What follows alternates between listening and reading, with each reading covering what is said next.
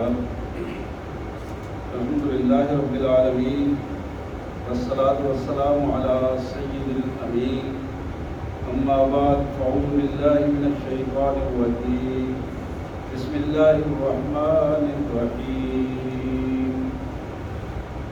والعصر إن الإنسان لفي خسر إلا الذين آمنوا وعملوا الصالحات وتواصوا بالحق وتواصوا بالصبر. آمنت بالله صدق الله العظيم.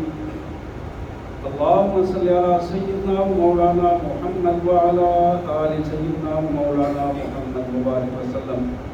اللهم صل على جميع الأنبياء والمرسلين وعلى الملائكة المقربين وعلى سائر الصحابة والتابعين وعلى عباد الله الصالحين. اللہ کے مبارک نام سے جو بڑا مہربان بہت زیادہ رحم کرنے والا ہے. والعصر قسم ہے زمانے کی. ان الانسان لفی خسر بلا شبہ انسان مسلسل گھاٹے اور خسارے میں جا رہا ہے. ہاں وہ لوگ جو سچے ایماندار لوگ ہیں, نیک اعمال کرنے والے لوگ ہیں اور صبر و استقامت سے رہنے والے اور حق پر ایک دوسرے کو چلنے کی وصیت کرنے والے لوگ ہیں, وہ بلا شبہ اس کیفیت میں محفوظ رہیں گے. سورہ مائدہ کی ایک دوسری آیت جس کو اللہ تعالیٰ نے اس انداز میں ہمارے سامنے رکھا ہے, یا ایھا الذین آمنوا انما الخمر والمیسر والانصاب والازلام رجس من عمل الشیطان فاجتنبوہ لعلکم تفلحون.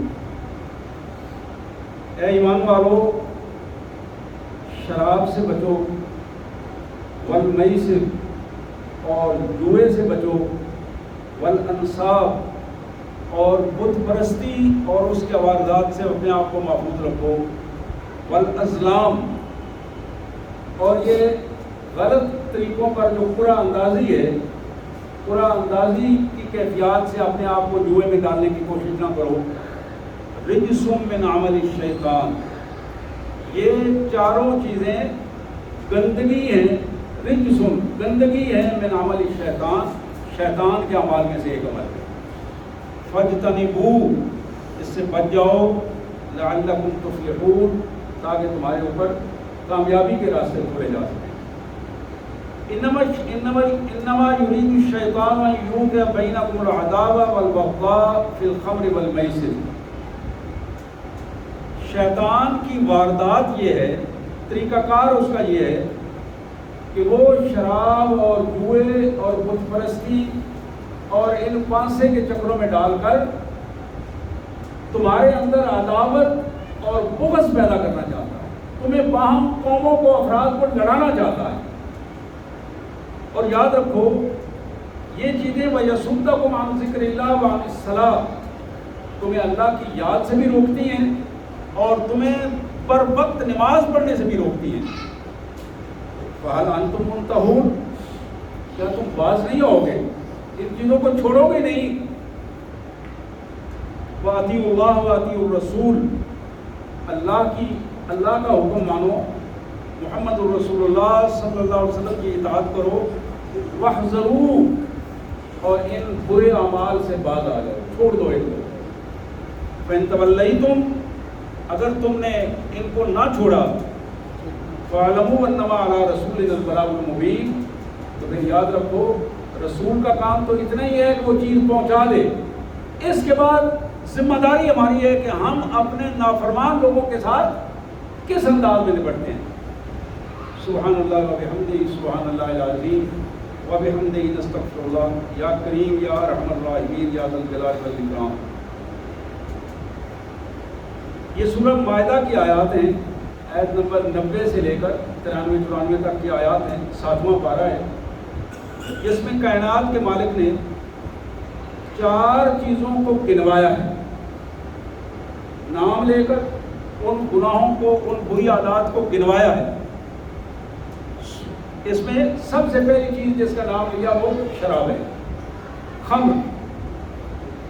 دوسری چیز کس کو گنوایا, شراب کے ساتھ وہ جوا ہے.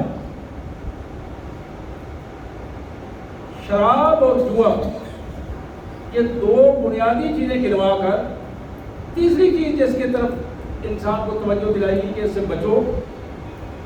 والانصاب وہ بت پرستی ہے، شخصیت پرستی ہے، اکابر پرستی ہے، مکابر پرستی ہے، اس سے بچنے کی تلقین کی ہے. اسی طرح چوتھی چیز جس کی طرف توجہ دلائی گئی والازلام، یہ جو قرآن دادی کے نام پر جس میں حقوق برابر نہ ہو اور قرآن دادی کے نام پر جس انداز میں قرآن ڈال کر لوگوں کے حقوق پر ڈاکہ ڈالا جاتا ہے، اس کیفیت سے بھی پناہ مانگی اور بتایا کہ اس کیفیت سے بھی بچ جاؤ. نبی رحمت صلی اللہ علیہ وسلم کی مبارک زندگی میں ایسی کیفیات ایک دفعہ نہیں بے شمار دفعہ ایسی کیفیات آئیں، لیکن اسلام نے جو عادات تھیں اس معاشرے کی، عربوں کی جو عادات تھیں، ان کو سامنے رکھ کر اس شراب کو 3 دفعہ، یہ آیات آخری دفعہ آئی، 3 دفعہ، اس سے پہلے 2 دفعہ بیان کیا. ایک شخص اسی کیفیت میں مسجد میں آیا اور تھوڑا پریشانی کی کیفیت میں تھا، اور اسی کیفیت میں اس نے شراب کے بارے میں پوچھا رسول اللہ صلی اللہ علیہ وسلم سے. اور پھر کئی افراد نے پوچھا. رسول اللہ صلی اللہ علیہ وسلم جب مدینہ طیبہ آئے تو کئی افراد نے پوچھا. قرآن نے اس کا تذکرہ کیا کہ یسألونک عن الخمر والمیسر، میرے رسول کے لوگ آپ سے آ کر پوچھتے ہیں کہ شراب کا کیا حکم ہے، اس کے بارے میں کیا ہے، جوئے کے بارے میں کیا ہے. اللہ کے رسول صلی اللہ علیہ وسلم کو اللہ نے ہدایت دی کہ ان کو بتاؤ یہ بظاہر تمہیں چھوٹے چھوٹے جو فائدے نظر آتے ہیں، یہ تمہارے عملی طور پر بڑے نقصان کا اندیشہ ہے، اس سے بچ جاؤ.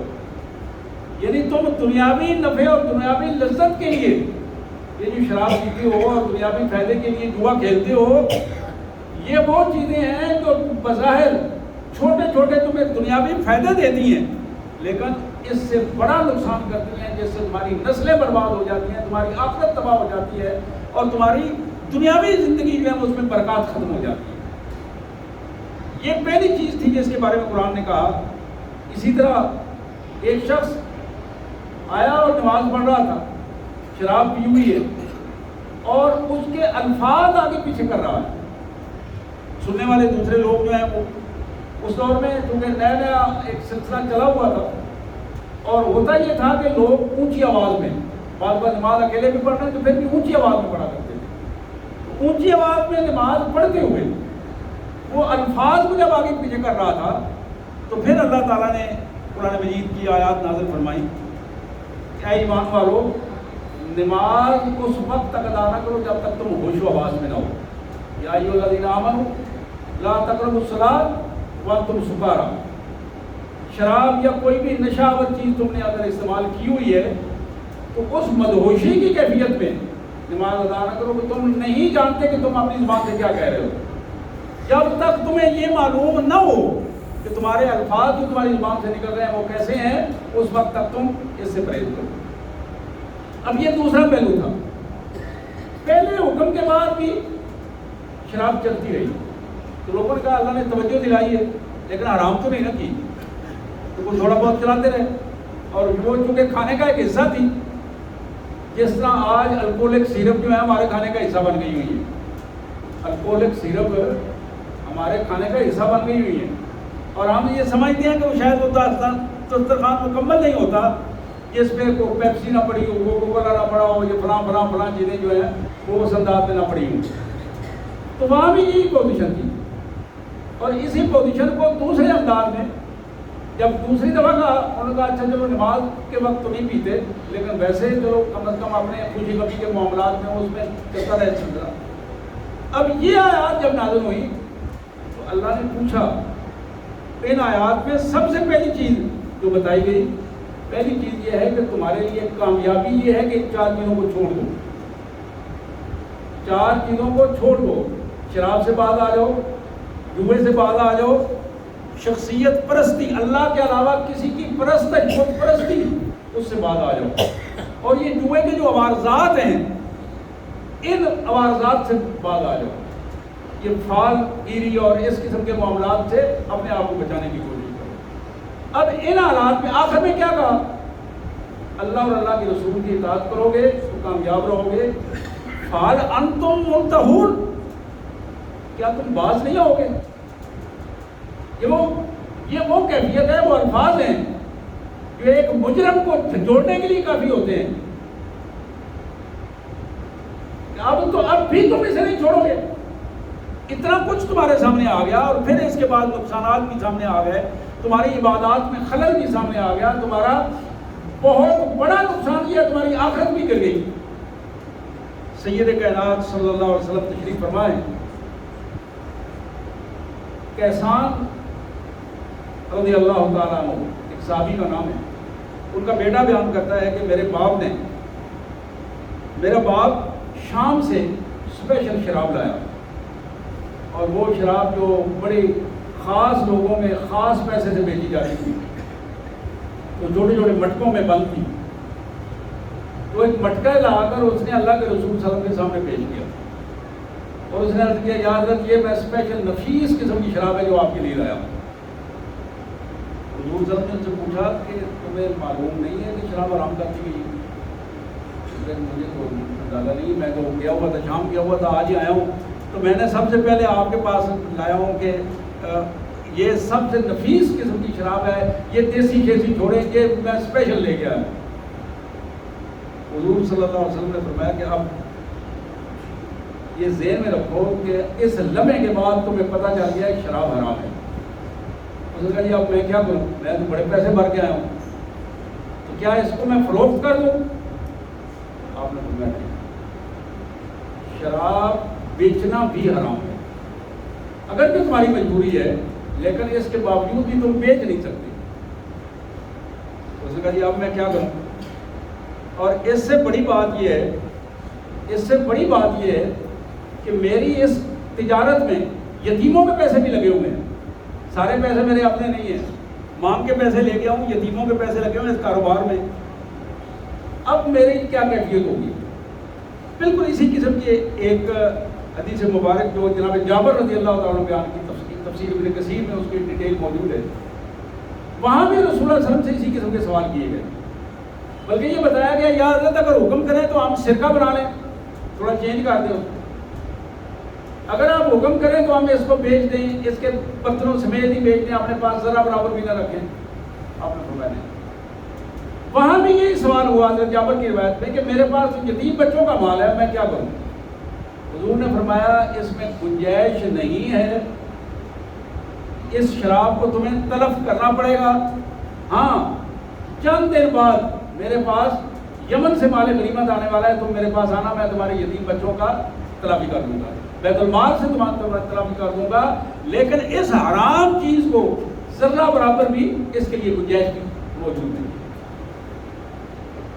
ایک اور حدیث مبارک جس میں جناب عبداللہ بن عمر رضی اللہ تعالیٰ کی یہ روایت ابن کثیر نے نوٹ کی ہے کہ شراب کے متعلقہ 10 قسم کے لوگ، ان پر اللہ کے رسول صلی اللہ علیہ وسلم نے لعنت کی، 10 قسم کے افراد ان پر لعنت کی گئی ہے شراب سے متعلقہ۔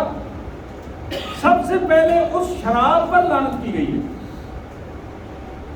سب سے پہلے شراب پر لعنت کی گئی ہے، پھر اس شراب کے پینے والے پر، اس کے پلانے والے پر، بیچنے والے پر، خریدنے والے پر، شراب کشید کرنے والے پر، کشید کر کے اس کو پیک کر کے تیار کرنے والے پر، اٹھا کر لے جانے والے پر، جس کے لیے اٹھا کر لے جا رہا ہے، جن کمپنیوں کے لیے، جن افراد کے لیے کاروباری لیبل ہے ان پر، اور پھر شراب سے قیمت کھانا، منافع کھانا، وہ پیسہ لینا، ان 10 قسم کے افراد پر اللہ کے رسول صلی اللہ علیہ وسلم نے ڈائریکٹ لعنت فرمائی ہے کہ یہ ملعون لوگ ہیں، یہ وہ لوگ ہیں کہ لا یقبل منہم صرفا ولا عدلا۔ ایک دوسری حدیث میں الفاظ آتے ہیں اللہ تعالیٰ ان کا نہ کوئی فرض قبول کرے گا، نہ ان کا کوئی نفل قبول کرے گا، نہ ان کی زکوٰۃ قبول ہوگی، نہ ان کی خیرات قبول ہوگی، نہ ان کی عبادت قبول ہوگی۔ اب جس انداز میں بھی ہماری پوزیشن یہ ہے کہ ہم گناہ کے کو گناہ سمجھتے نہیں ہیں. بہت بڑے بڑے گناہ ہیں اس کو گناہ نہیں سمجھتے. جب آدمی گناہ کو گناہ نہیں سمجھتا، جرم کو جرم نہیں سمجھتا، اس کو ہلکا لیتا ہے، تو وہ اس جرم میں بہت زیادہ بڑھتا چلا جاتا ہے، آگے بڑھتا چلا جاتا ہے. نتیجہ کیا نکلتا ہے؟ نتیجہ یہ نکلتا ہے کہ اس جرم کی کیفیات اس کو ذلت اور رسوائی کے اتھاہ گہرائیوں میں ڈال دیتی ہے. رسول کائنات صلی اللہ علیہ وسلم کا ایک ارشاد مشکات شریف کی بڑی معروف حدیث ہے. حضور نے فرمایا کہ جب ایک آدمی کبیرہ گناہ کر رہا ہوتا ہے، بدکاری کر رہا ہے، چوری کر رہا ہے، شراب نوشی کر رہا ہے، شراب فروخت کر رہا ہے، اس وقت وہ ایماندار ہونے کے باوجود ایماندار نہیں ہوتا. اس کا ایمان اس کی جسم سے نکل کر الگ کھڑا ہو جاتا ہے. پھر اس کی مثال آپ نے دی جس طرح چھتری ہوتی ہے نا، اس چھتری کی طرح الگ سے نکل کر وہ کھڑا ہو جاتا ہے.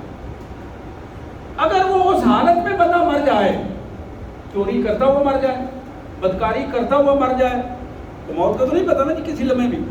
شراب نوشی کرتا ہوا مر جائے، جوا کھیلتا ہوا مر جائے، جھوٹی گواہی دیتا ہوا مر جائے، جھوٹ بولتا ہوا مر جائے، بددیانتی کرتا ہوا مر جائے، حضور صلی اللہ علیہ وسلم نے فرمایا کہ وہ گناہ کبیرہ کا حامل مرے گا اور اس گناہ میں ملوث مرے گا اور وہ بے ایمان ہو کر مرے گا.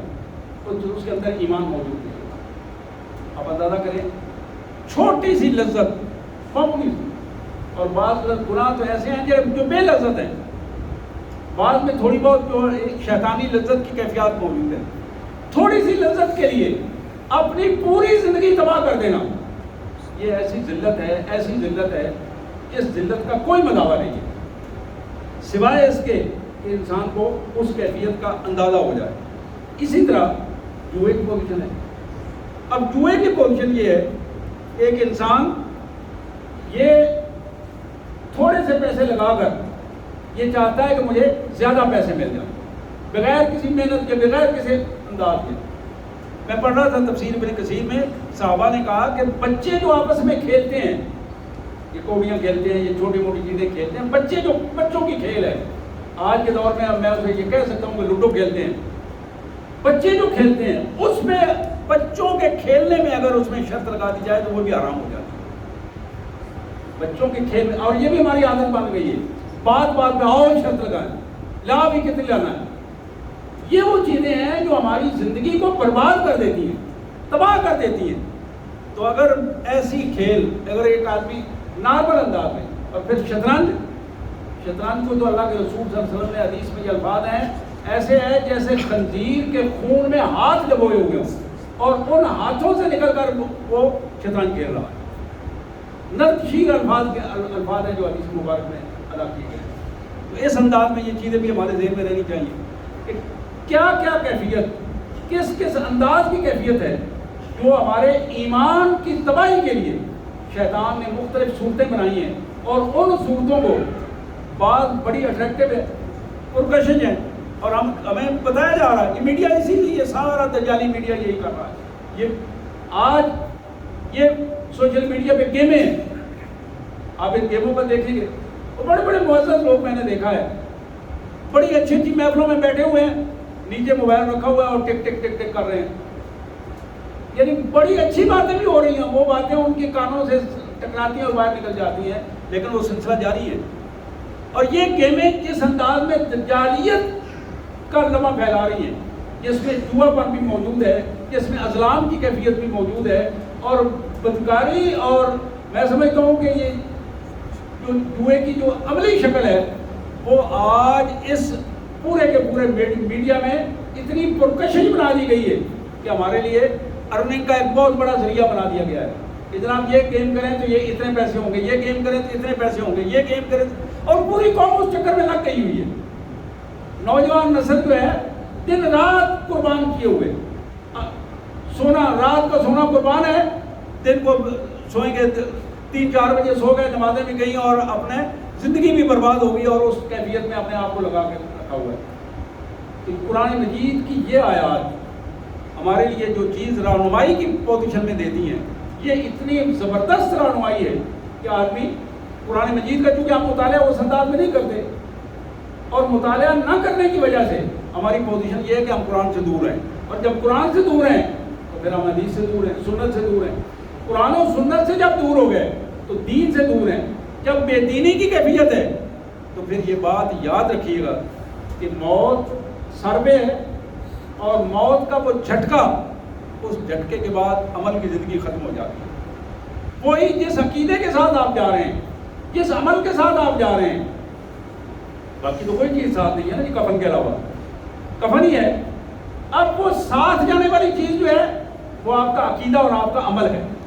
اعمال صالح ہے، صالح عقیدہ ہے، وہ خالص عقیدہ توحید کا، رسالت کا خالص عقیدہ، قیامت کا خالص عقیدہ، قرآن کے ساتھ تعلق کا خالص عقیدہ، اگر وہ عقیدہ موجود ہے، اس کے مطابق اگر عملی زندگی میں یہ چیزیں موجود ہیں تو پھر کامیابی کی ضمانت موجود ہے، اللہ کی رحمت سے کامیابی کی ضمانت موجود ہے. لیکن عقیدہ درست نہیں ہے، عمل درست نہیں ہے، تو پھر یہ بات ذہن میں رہنی چاہیے کہ یہ بڑی بڑی اعمال جو بظاہر نظر آتے ہیں وہ اعمال کی تباہی اور بربادی کی پوزیشن میں ہیں.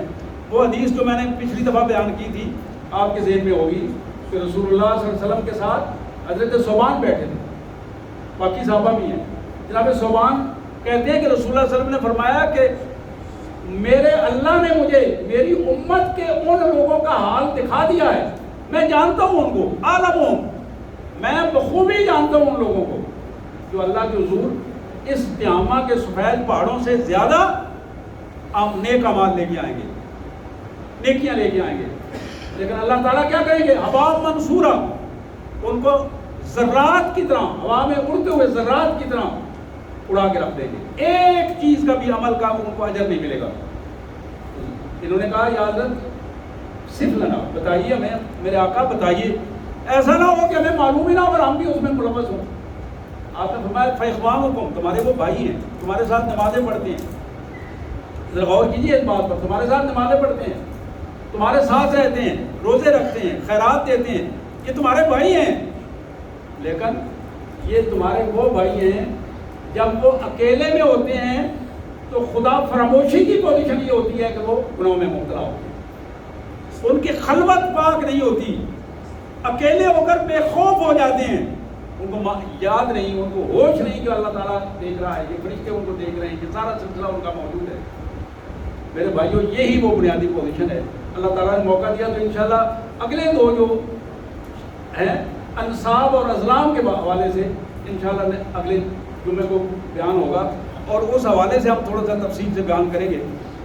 یہ دو چیزیں آپ قرآن مجید میں، حدیث مبارک میں ان دو چیزوں کا مطالعہ کریں. آپ پڑھیں شراب کے حوالے سے، آپ پڑھیں جوئے کے حوالے سے، مطالعہ کریں گے تو پھر بات بنے گی. ورنہ یہ یوٹیوبیں جو ہیں ان ظالموں نے مسلمانوں کے عقائد برباد کر دیے، ان ظالموں نے مسلمانوں کے اعمال کو برباد کر دیا. یہ بہت بڑی ڈاکہ زنی ہے کہ آج ہمارے پڑھے لکھے لوگ بظاہر ہم جن کو سمجھتے ہیں وہ سارا کا سارا اسلام اسی یوٹیوب سے سیکھ رہے ہیں. اسلام یوٹیوب کا نام نہیں ہے، اسلام قرآن سے سیکھا جاتا ہے، اسلام محمد رسول اللہ صلی اللہ علیہ وسلم کی مبارک سنت اور حدیث سے سیکھا جاتا ہے. اللہ میں اس کی توفیق عطا فرمائے. وآخر دعوانا ان الحمد للہ رب العالمین.